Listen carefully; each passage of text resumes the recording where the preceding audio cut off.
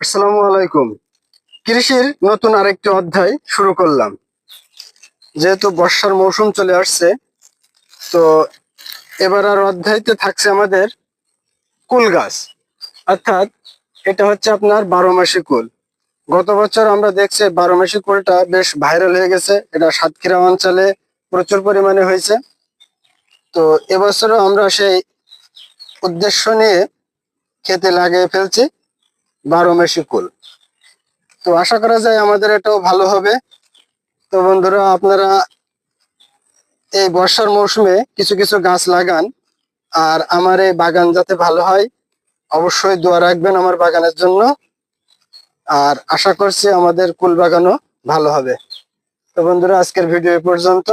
আসসালামু আলাইকুম। দেখেন, তারপরেও গাছে কিন্তু অলরেডি ফুল এবং ফল চলে এসেছে, ছোট ছোট কুলের দানা চলে এসেছে এবং গাছে ফুলও আছে।